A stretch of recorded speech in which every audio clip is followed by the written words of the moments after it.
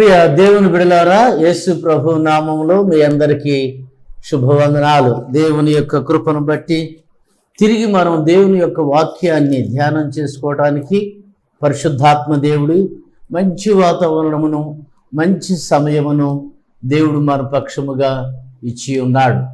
ప్రియ దేవుని బిడ్డలారా, ఈ కరోనా కేసులు కూడా ఎంతో తగ్గుముఖం పడుతూ ఉన్నాయి. మరి ఈ థర్డ్ వేవ్ను గురించి కూడా స్పష్టమైనటువంటి సమాచారము ఇంకా ఏదీనూ లేదు. అయినప్పటికీ మనం ఎంతో జాగ్రత్తగా ఉండి ఈ కరోనాని జయించే శక్తి, యుక్తి, బాధ్యతలను దేవుడు మనకు అనుగ్రహించి ఉన్నాడు. కాబట్టి మనం క్షేమముగా ఉండాలి అంటే అన్ని జాగ్రత్తలు పాటిస్తూ మనం ముందుకు సాగవలసి ఉన్నది. మరి ఈ సమయంలో దేవుని యొక్క వాక్యము మన కొరకు పరిశుద్ధాత్మ దేవుడు సిద్ధపరిచి ఉండగా వాక్యము కొరకు ఆ వాక్యపు సత్యములు మన హృదయములలో భద్రపరచబడినట్లు వాక్యానుసారముగా జీవించి దేవుడిచ్చేటటువంటి అనేక అద్భుత కార్యాలను మన కన్నులారా చూచుటకు, చెవులారా వినుటకు, హృదయమంతటితో గ్రహించుటకు కొద్ది సమయము అందరము తలలు వంచి ప్రార్థన చేద్దాం. పరిశుద్ధుడా, ప్రేమ కలిగిన తండ్రి, కృప కలిగిన దేవుని పరిశుద్ధ నామమునకు వేలాది స్తుతులు నాయన. దయగలిగిన దేవుడు మమ్మలను బలపరిచి ఈ రీతిగా నీ సత్యవాక్యములను ధ్యానం చేయటానికి, నేర్చుకోవటానికి ఈ మంచి తరుణము, ఈ మంచి సమయమును సిద్ధపరిచావయ్యా. నీకు వందనాలు, స్తుతులు, స్తోత్రాలు ప్రభువా. ఈ మాటలు మా ప్రియులు అనేక మంది ఆన్లైన్ ద్వారా అనగా ప్రభువా యూట్యూబ్ల ద్వారా, నా తండ్రి ప్రభువా ఫేస్బుక్ల ద్వారా అనేక మంది ఈ మాటలు వింటూ ఉన్నారు, ఈ వీడియోలు చూస్తూ ఉన్నారు. అట్టి బిడ్డలను కూడా మీరు బలపరిచి మీ నామమునకు మహిమ, ఘనత తెచ్చుకోనండి.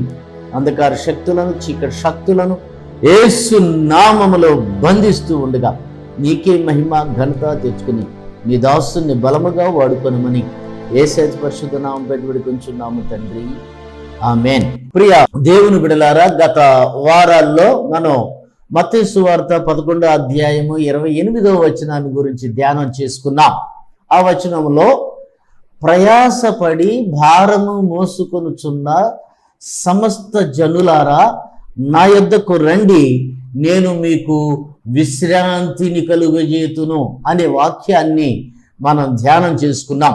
ఈ వాక్యం అంతటిలో కూడా పరిశుద్ధాత్మ దేవుడు ప్రత్యేకించి భారము అనే విషయాన్ని గురించి ధ్యానించటానికి ఆ పరిశుద్ధ దేవుడు మన పక్షముగా ఉండి నడిపించి ఉన్నాడు.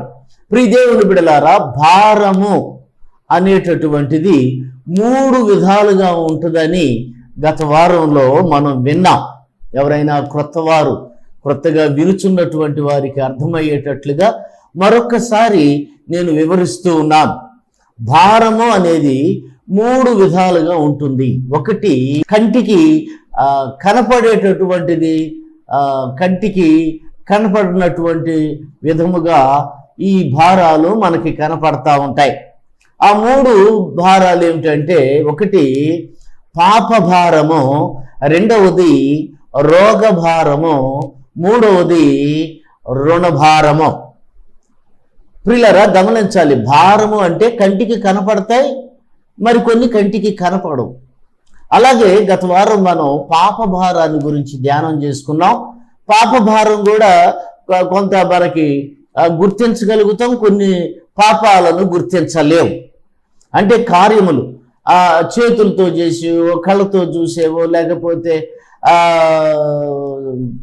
చెవులతో వినేయో అని మనం గ్రహించవచ్చు, చూడవచ్చు, దాని తీవ్రతను, ఆ పాపం యొక్క తీవ్రతను, మంచిదా చెడ్డదా, దాని ఫలితాలు ఎలాగుంటాయి, ఇవన్నిటిని కూడా మనం గమనించవచ్చు. అయితే దేవుని యొక్క వాక్యంలో ఏమని వ్రాయబడి ఉన్నదంటే, హృదయము మోసకరమైనది, ఘోరమైన వ్యాధి గలదే అని దేవుని యొక్క వాక్యంలో, పరిశుద్ధ గ్రంథంలో మనం చూడగలం. కాబట్టి ఈ హృదయము మోసకరమైనది, ఘోరమైన వ్యాధి గలది. అంటే అంతరంగంలో ఉండేటటువంటిది, అది మనకి కంటికి కనపడదు, కానీ ఆ వ్యక్తి మాత్రమే గమనించగలడు. కాబట్టి ఆ పాపభారం పోవాలి అని అంటే, దాని యొక్క తీవ్రతను మనం తగ్గించుకోవాలి అని అంటే, ఖచ్చితంగా ఆ పాపమును ఎరిగి దానిని సిలువ దగ్గరకు తీసుకుని వెళ్ళి అక్కడ విడుదల పొందాలి. అంతవరకు ఆ పాపము జిగురు కంటే బలమైనదిగా, ఒకవేళ ఏ అనాబాండో లేకపోతే ఫెవికాలో ఇవి కూడా పనికిరావన్నమాట. ఈ పాపం అనే ఆ బంకను వదిలించుకోవాలి అని అంటే అనాబాండ్ కంటే ఫెవికాల్ కంటే తీవ్రమైనటువంటిది. కాబట్టి అది సిలువ దగ్గరకు వెళ్ళినప్పుడే ఆ జిగురు పోతుంది, మనం తీసివేసేయచ్చు. కాబట్టి పాపభారం పోవాలి అని అంటే ఖచ్చితంగా మనం సిలువ దగ్గరికి వెళ్ళాలి. సిలువ ధరించిన యేసు ప్రభు వారి దగ్గరికి వెళ్ళాలా. సిలువలో నీ పాపం, నా పాపం, మనందరి పాపం, లోక పాపం అంతటిని తీసివేయగలిగినటువంటి శక్తి కలిగినటువంటి క్రీస్తు దగ్గరకు వెళ్ళాల. అలాగే ఈ దినము మనము రెండవ భాగమైనటువంటి రోగ భారాన్ని గురించి ధ్యానం చేసుకుందాం. రోగ భారం. ప్రియ దేవుని బిడ్డలారా, ఈ రోగ భారం అనేటటువంటిది కూడా కొన్ని రోగాలు కంటికి కనబడటం, అవి ఎంతో భారంగా కనపడతాయి. క్యాన్సర్, పుండు లాంటిది, గడ్డలు లాంటివి, లేక ఎదురు దెబ్బలు తగిలినప్పుడు, గాయాలైనప్పుడు, యాక్సిడెంట్లు జరిగినప్పుడు, గాయాలైనప్పుడు ఇవి మనకి కంటికి కనపడతాయి. ఎముకలు విరిగినప్పుడు మనం గ్రహించగలం దాని తీవ్రత, ఆ భారం ఎంత ఉందో. ఓర్చుకునేగలిగిందా, ఓర్చుకోలేందా మనం గ్రహించగలం. ట్యాబ్లెట్లు వేసుకుంటాం, లేకపోతే ఇంజెక్షన్స్ చేయించుకుంటాం, లేకపోతే ఆపరేషన్ చేస్తారు, అయిపోద్ది. పిల్లరా, కంటికి కనపడనటువంటి రోగం ఒకటి ఉంది. దాని భారం అసలు వర్ణనాతీతం. కాలు నరం పెనికిందనుకోండి, గిలకల దగ్గర, మోకాల దగ్గర, జాయింట్ల దగ్గర పెనిగితే అబ్బా ఎంత బాధో. ఏ వస్తువును పట్టుకోలేము, కాలు భూమి మీద నిలపలేం. మందులు వేసుకుంటే తగ్గిపోద్ది, లేకపోతే కొన్ని కట్లు కట్టుకుంటే తగ్గిపోద్ది. కానీ రోగభారం, మానసికమైనటువంటి హృదయాంత ఆ రంగాల్లో వ్యాపించి ఉన్నటువంటి ఆ రోగం తగ్గిపోవాలి అంటే ఆపరేషన్స్ వల్లనో, పిండికట్ల వల్లనో, లేకపోతే ఇంకా ఆయింట్మెంట్ల వల్లనో, వాటి వలన పోయేది కాదు. మూవు పనికిరాదు, ఇంకొక క్యాప్సూల్స్ పనికిరావు, స్ప్రేలు పనికిరావు. మరి ఇది ఎట్లా? మరి అసలు ఆ రోగ భారాన్ని గుర్తించాలంటే మనకి ఎలా? దేవుని యొక్క పరిశుద్ధ గ్రంథంలో ఒక అద్భుతమైనటువంటి సంఘటన మనం చూస్తాం. ఆ అద్భుతమైనటువంటి సంఘటనలో ఇద్దరు వ్యక్తులు ఉన్నారు.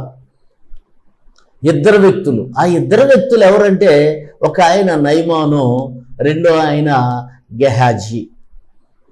నయమాను అన్యుడు, గెహాజీ దేవుణ్ణి ఎరిగినటువంటి వాడు.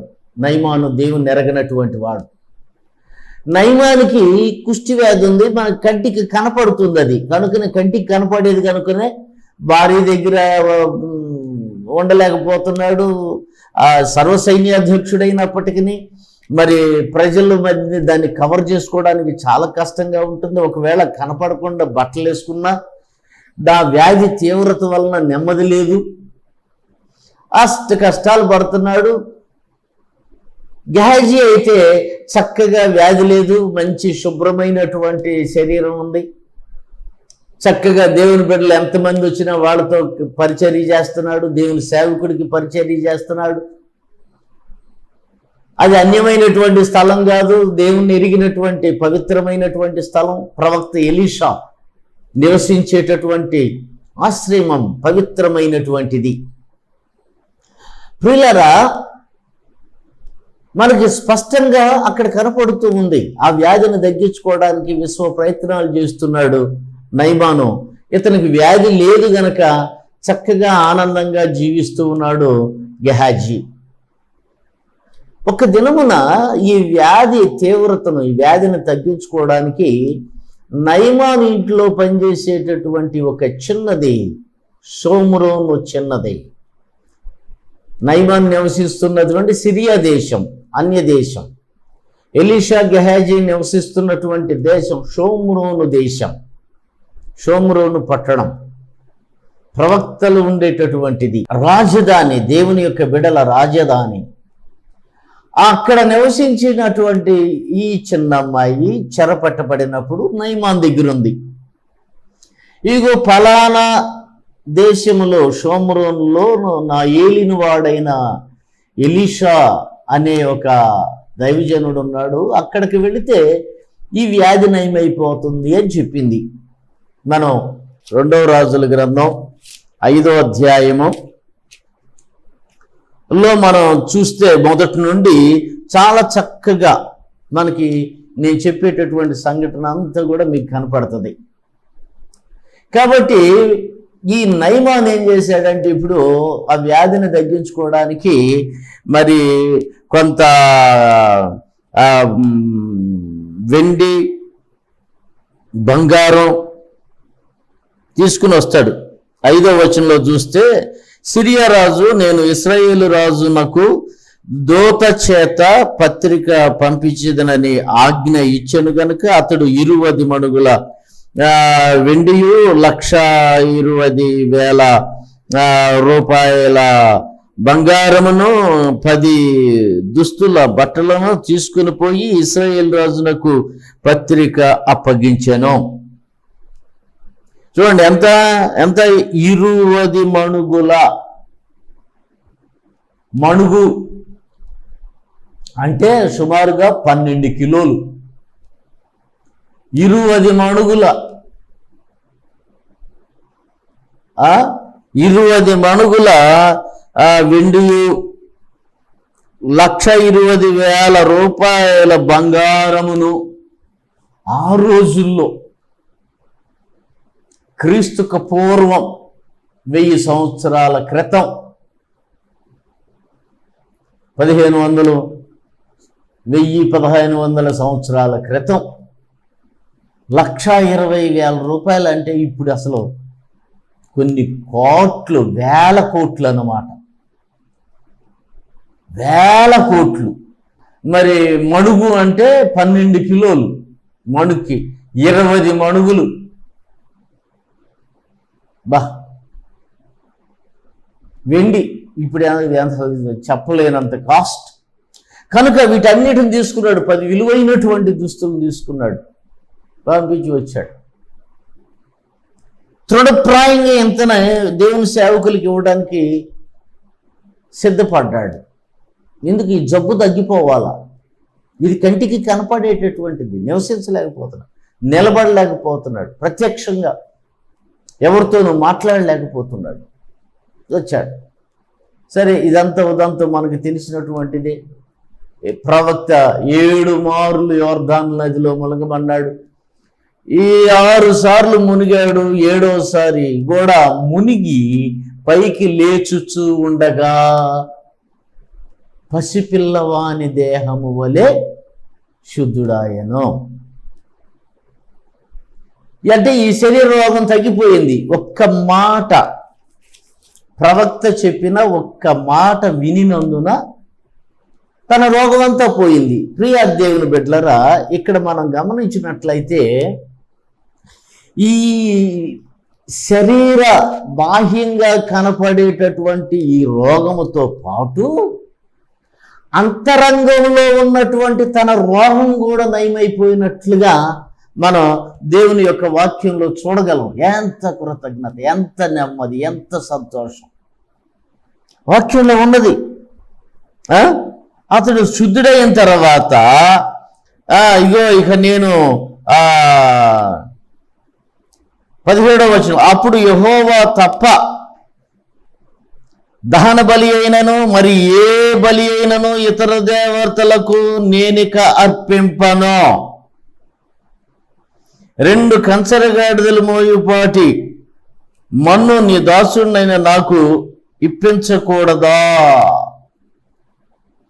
ఇక నేను ఇశ్రాయేలు దేవుడు, నన్ను శుద్ధిపరిచినటువంటి దేవుడు, నాకు మేలు చేసినటువంటి దేవుడు, నాకు సహాయం చేసిన దేవుడు, నన్ను స్వస్థపరిచిన దేవుడు, ఆ దేవుడు తప్ప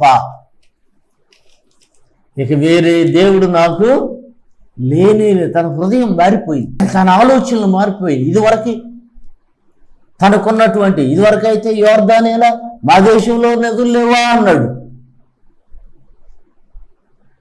వాడితో మునుగలేనా నేను అన్నాడు. ఇప్పుడేమంటున్నాడు, లేదు లేదు లేదు, ఎలీషా దేవుడే నా దేవుడు, ఇక నేను ఇతర దేవతలకు బలులు అర్పించును. సంపూర్ణంగా మారిపోయాడు, హృదయ శుద్ధి వచ్చేసింది. కృతజ్ఞత 18వ వచనం చూడండి, నా యజమానుడు మొక్కుటకు రిమ్మోను గుడిలో వచ్చి నా చేతి మీద ఆనుకున్నప్పుడు నేను రిమ్మోను గుడిలో నమస్కారము చేసిన ఎడల నిమ్మోను గుడిలో నేను నమస్కారము చేసిన సంగతి గూర్చి యెహోవా నీ దాసుడునైన నన్ను క్షమించునుగాక. ఒప్పుకున్నాడు. తను ఏది దేవతలకు మొక్కాడో, జీవము కలిగినటువంటి దేవునికి తప్ప ఎవరి యొద్దకు వెళ్ళాడో, ఎవరిని యాచించాడో, బతులాడుకున్నాడో అదన్నీ ఒప్పుకున్నాడు. నన్ను క్షమించు, నన్ను క్షమించునుగాక, నేను తప్పు చేశాను, నాకు తెలియలేదు. అప్పుడు హృదయ శుద్ధి వచ్చేసింది. అయ్యా ఇదిగో ఈ వెండి బంగారాలు తీసుకో, నాకు అవసరం లేదు ఇవి. దేవుని సేవకుడు ఏమన్నాడంటే, వద్దు, నీకు నెమ్మది వచ్చింది కాబట్టి నెమ్మది కలిగి పొమ్మని ఆజ్ఞ ఇచ్చాను. సమాధానంగా వెళ్ళిపోయిక దేవుడు నిన్ను దర్శించాడు, దేవుడు నిన్ను కాపాడాడు, సమాధానంగా వెళ్ళిపో. ప్రవక్త మాట విన్నాడు. తన వెంట తెచ్చుకున్న వెండి బంగారాలు, విలువైన దుస్తులని సేవకుడు చెప్పినట్లుగా మళ్ళీ వెనక్కి తిరిగి తీసుకుని వెళ్ళిపోతూ ఉన్నాడు. ప్రియులారా, ఆనందంగా ఉత్సాహంగా భార్య దగ్గరికి వెళ్ళిపోతున్నాడు. ఈ సంగతి ఎప్పుడెప్పుడు నా భార్య బిడ్డలకి, నా దేశస్తులకి, నా కుటుంబాలకి, రక్త సంబంధులకి చెబుదామా అని సంతోషంగా వెళుతూ ఉన్నాడు. కానీ శరీరం బాగుంది, ఏమండి, శరీరం అంతా కూడా చక్కగా ఉంది. దేవుని సేవకుడు ఏ బట్టలు వేసుకుంటే నేను కూడా అదే బట్టలు వేసుకోవాలా? దేవుని సేవకుడు ఏ భాష మాట్లాడితే నేను కూడా అదే భాష మాట్లాడతాను. దేవుని సేవకుడి చేతిలో కర్ర ఉంటే నేను కూడా కర్రే పట్టుకుంటాను, కత్తి పట్టుకోను. దేవుని సేవకుడు ఎట్ట చూస్తే నేను కూడా అట్టనే చూస్తాను. దేవుని సేవకుల యాక్షన్ ఎలాగా ఉంటే, ఈ దినాల్లో చాలా మంది దేవుని మందిరాల్లో దేవుని సేవకుల దగ్గర ఉండేటటువంటి వారి యొక్క స్థితి గెహజీ లాగుంటుంది. ఆత్మకార్యాలు గ్రహించలేకపోతున్నారు. ఎన్ని చూశాడు? అయ్యా గొడ్డలు నీళ్ళలో పడిపోయిందంటే ఒక కొమ్మ నీళ్ళల్లో వేయండి, ఇప్పుడు గొడ్డల పైకి వస్తుంది చూడండి అని చెప్పినప్పుడు అద్భుత కార్యం గొడ్డల పైకి తేలింది. కన్నులారా చూశాడు గెహాజీ. మాయలు మంత్రాలు లేవు. ఇదిగో ఈ యొక్క నీరు చేదుగా ఉండి అంటే దేవుడు వాటిని మధురంగా మార్చాడు. కన్నులారా చూశాడు గెహాజీ. మరణించినటువంటి వారిని తిరిగి బ్రతికించుట కన్నులారా చూశాడు. దేవుని మందిరంలో దేవుని సేవకులు దేవుని ద్వారా చేసేటటువంటి కార్యాలు కన్నులారా చూస్తూనే ఉంటారు. కానీ వాళ్ళు బుద్ధి మారదు. భాష మారుస్తున్నారు, వేషం మారుస్తున్నారు. ఇవన్నీ అనుకరణలే. అసలు అంతరంగం లేదు, అంతరంగం శూన్యం. ఎలాగా చూడండి గెహాజీని చూడండి, అక్కడే ఉన్నాడు, చూస్తున్నాడు. వద్దంటాం, తీసుకుని వెళ్ళిపోమంటాం. తృణప్రాయంగా దేవుని సేవకులు ఆ కానుకల్ని, ఆ విలువైనటువంటి వాడిని తృణీకరిస్తే, అరే ఇన్ని సంవత్సరాల నుంచి దేవుని సేవకుడి దగ్గర ఉంటున్నాడు, ఏం నేర్చుకుంటున్నారు? మంచి చదువులు చదువుతున్నారు, ఎంఏలు, ఎంఎస్సీలు, బిఈడీలు, ఎంబీఏలు, బీటెక్లు చదువుకుంటున్నారు. దేవుని సేవకులు ఎట్లా ఉంటున్నారు, వాళ్ళ నడవడేంటి, వాళ్ళ ఆలోచన ఏంటి, ఏమన్నా గమనిస్తున్నారా? చూడరు. ఎవరన్నా దేవుని సేవకుల దగ్గరికి కానుకలు ఇస్తూ ఉంటారు చూడండి. దేవునికి సమర్పిస్తారు కదా, ఈ నయమాన్ లాగా అట్లనే సమర్పిస్తూ ఉంటారు. దేవుడు వాళ్ళకి చేసినటువంటి మేలులను బట్టి వాటిని చూస్తూ ఉంటారు. గెహజీ లాగా వచ్చే జీతాలు చాలు అన్నట్టుగా, వచ్చే వ్యాపారాలు లాభాలు చూడడం అన్నట్టుగా వాళ్ళ అసెట్స్ ఉంటాయి, అద్దులు వస్తూ ఉంటాయి. అవి బాధ్యత అవి కాదు, దేవుని సేవకులకి ఇచ్చేవి చూస్తూ ఉంటారు. దేవుని మందిరానికి ఇవ్వటం చూస్తూ ఉంటారు. అమ్మో ఎంత డబ్బు, ఎట్ట వదులుకోవాలి? శరీరంలో రోగం లేదు, కానీ ఆత్మలో రోగం ఉంది, హృదయంలో రోగం ఉంది, అది కనపడదు. కాబట్టి ఏం చేస్తాడు, ఈ రోగం ఏం చేస్తుంది ఇతన్ని? దేవుని సేవకుడు ఉన్నప్పుడు బాగానే ఉన్నాడు, దేవుని సేవకులు వదిలిపెట్టి బయటికి వెళ్ళాడు, నిలవలే, పరుగు పరుగు పరుగు పరుగు. ఎక్కడికే? ఏదైతే దేవుని సేవకులు తృణీకరించాడో, ఏదైతే తన ఆవరణలో కూడా రాకుండా తీసుకుని పొమ్మని చెప్పాడో, దాని కొరకు పరుగులెత్తిస్తుంది ఈ వ్యాధి. గెహజీలో ఉన్నటువంటి కనపడనటువంటి వ్యాధి. పరిగెత్తాడు పరిగెత్తి ఏం చెబుతున్నాడు? ప్రయాస, తన ప్రయాస వాటి కొరకు పరిగెత్తి ఏం చేశాడు?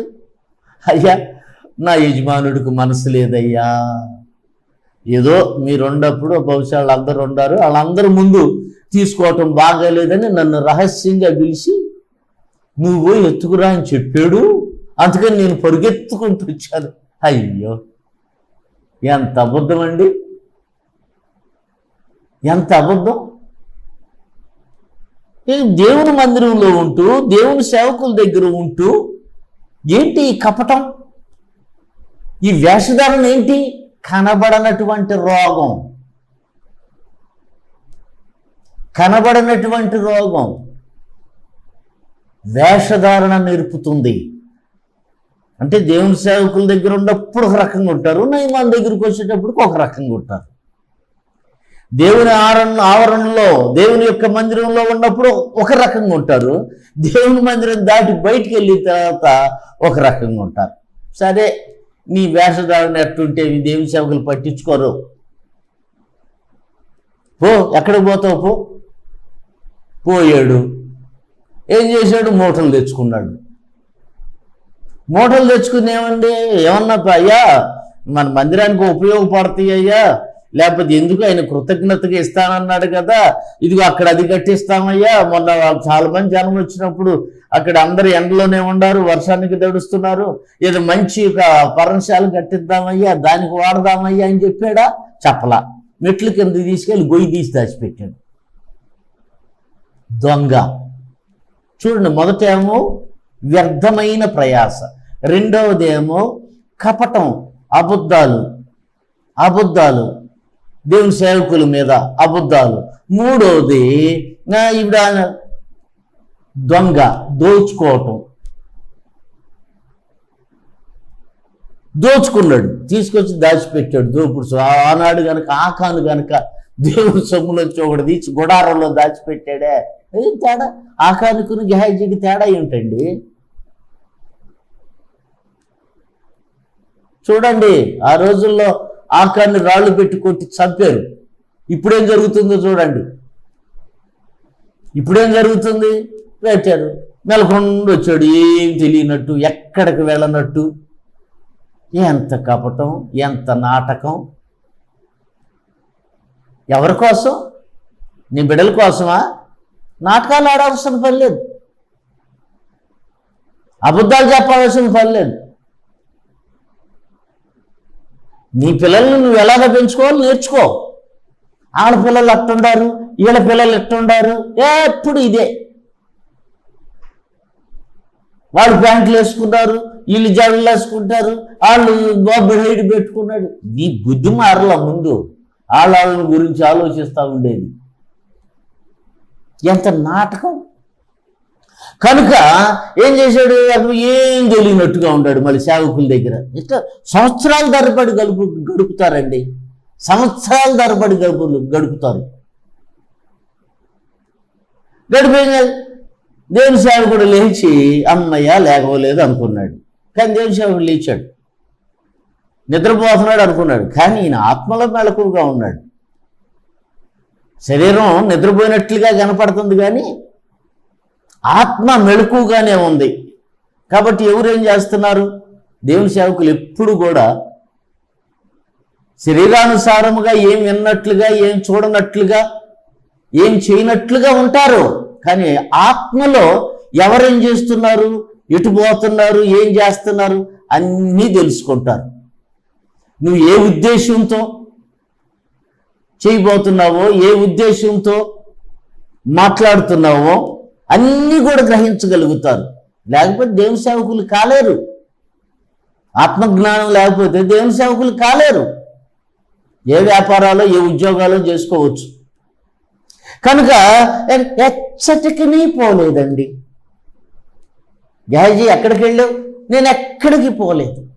చూసారా, ఈ కంటికి కనబడినటువంటి రోగం ఇప్పుడేం జరుగుతుంది, ఆ హృదయాంతరంగాల్లో ఉన్నటువంటి రోగం శరీరం మీదకి వచ్చేస్తుంది. శరీరం మీదకి వచ్చేసింది, కుష్టుగా తెల్లగా మారిపోయింది గేహాజీకి. నయమాన్యం వదిలించుకుని హృదయ శుద్ధి గలవాడు వెళ్తే నయమాన్ ఏం చేశాడు, ఆ తృణీకరించినవి తను స్వాధీనం చేసుకుని కుష్టును సంపాదించుకున్నాడు. ఆ అంతరంగ వ్యాధి శరీర వ్యాధిగా మారిపోయింది. ఆయనకేమో శరీర వ్యాధిని వదిలించుకుని అంతరంగంలో శుద్ధి పొందాడు. ఎవరు గొప్పోడంటే గేహాజీ గొప్పోడా, నయమాన్ గొప్పోడా? అన్యుడైతేనేమి దేవుని కలిగి నెమ్మదిగా ప్రశాంతంగా ఉన్నాడు. దేవుణ్ణి ఎరిగినోడు అయితేనేమి కుష్టి వచ్చింది. ఈ భార్య దగ్గర నిలవలేడు, పిల్లల దగ్గర నిలవలేడు, ఏ జనం దగ్గర కూడా నిలవలేడు. కాబట్టి ఇప్పుడు ఈ దేవుని బిడ్డలారా, ఈ రోగ భారం పోవాలి అని అంటే క్రీస్తు రక్తంతో కడగబడాల్సిందే. యేసు ప్రభువారు ఆ సిలువలో కాల్చిన మునుపు మీరు దూరస్తులే కానీ ఇప్పుడు క్రీస్తు రక్తము వలన మనము క్రీస్తుకు దగ్గరగా ఉన్నాము. యేసు ప్రభు కార్చినటువంటి ఆ సిలువలో కార్చిన ప్రతి రక్తపు బొట్టు మనలను పవిత్రులుగా చేయను, మనల్ని శుద్ధిపరుస్తుంది. కాబట్టి ఇప్పుడు ఈ దేవుని బిడ్డలారా, ఈ రోగం పోవాలి అంటే మనం సిలువ దగ్గరికి వెళ్ళాల్సిందే, మన పాపాలని ఒప్పుకోవాల్సిందే. లేకపోతే నిన్ను అలాగే అంటి పెట్టుకుని ఉంటుంది అన్నమాట బంక రోగం. ఇక తగ్గేదే లేదు, కాటికి వెళ్ళాల్సిందే. ప్రార్థన చేసుకుని దేవుడు ఈ మాటలను దీవించును గాక. పరిశుద్ధుడా, ప్రేమ కలిగిన తండ్రి, కృప కలిగిన దేవాన్ని పరిశుద్ధ నామమునకు వేలాది స్తుతులు, స్తోత్రాలు ప్రభువా. ఎంతో మర్మమైనటువంటి మీ మాటలు మేము గ్రహించుటకు ఈ దినమున నా తండ్రి నీ సేవకుల ద్వారా ఇచ్చిన ఈ మాటలను బట్టి నీ వందనాలు ప్రభువా. వీటిని చూచి విని ప్రభువా నా తండ్రి మా హృదయాల్లో నింపుకొని అంతవరకు నీకు నమ్మకస్తులుగా కృతజ్ఞతాస్తుతులు కలిగి ఉండేటట్లుగా సహాయం దయచేయండి. ఆన్లైన్లో వింటున్న ప్రతి బిడ్డను కూడా మీరు బలపరిచి నీకే మహిమ ఘనత తెచ్చుకోనమని యేసు పరిశుద్ధ నామం పెట్టుబడి కొంచున్నాము తండ్రి, ఆమేన్. తండ్రి కుమార పరిశుద్ధాత్మ త్రియేక దేవుని యొక్క సన్నిధి ఇప్పుడును ఎల్లప్పుడూ సదాకాలము ఆన్లైన్ ద్వారా వినుచున్నటువంటి ప్రతి బిడ్డ మీదను వారి గృహాల్లోనూ నిలిచి పరిశుద్ధులుగా ప్రభా, ఏ పాపము ఏ రోగము లేనటువంటి వ్యక్తులుగా జీవించున్నట్లు దేవుడు బలపరిచి ఆశీర్వదించునుగాక. ఆమేన్. మీ అందరికీ వందనాలు.